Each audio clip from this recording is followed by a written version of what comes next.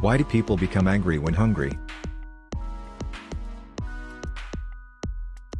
Have you ever been so hungry that you snapped at someone?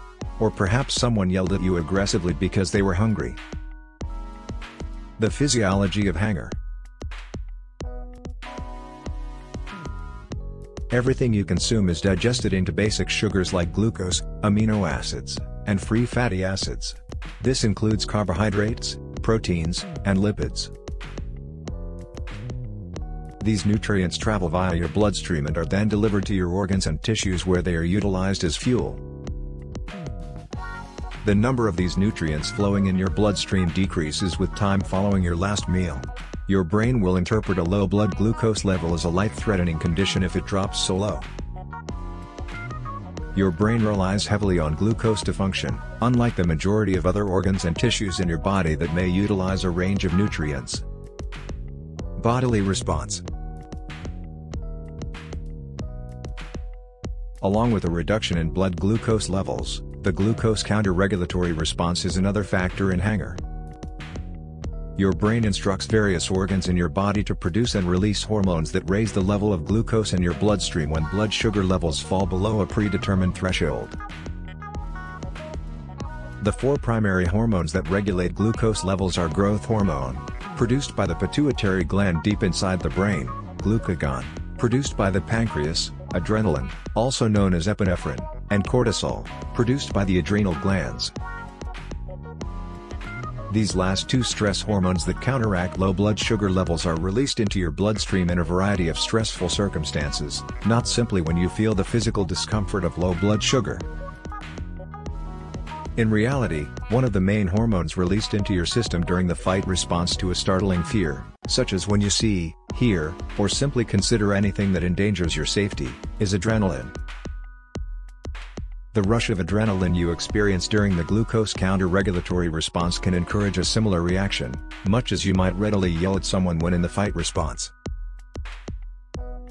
Nature and nurture. The fact that both hunger and rage are governed by the same genes is another factor linking the two. One such gene produces neuropeptide Y, a naturally occurring brain chemical that is released into the brain in response to hunger. It works on a number of brain receptors, including the Y1 receptor, to promote behaviors associated with compulsive eating. Neuropeptide Y and the Y1 receptor also control rage or aggression in the brain in addition to controlling appetite. This is consistent with the fact that individuals who have high levels of neuropeptide Y in their CSF fluid also frequently exhibit high levels of impulsive aggression. Dealing with hunger.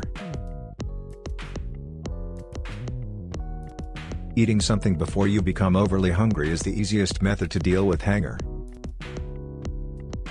While you might crave quick-fix items like chocolate and potato chips while you're feeling hungover, junk food typically causes significant spikes in blood glucose levels that are followed by rapid drops. In the end, they might make you angrier.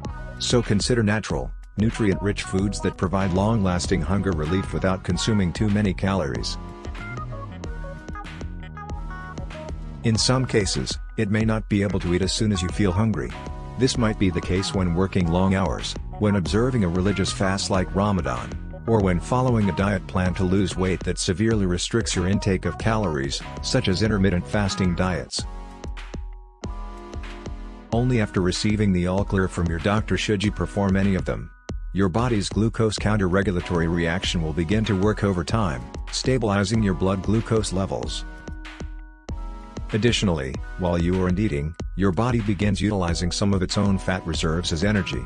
Some of these reserves are turned by your body into ketones, which are a byproduct of fat metabolism. Because your brain may use ketones instead of glucose for fuel, it is believed that ketones can help you control your appetite. If you have not subscribed, kindly hit the subscribe button.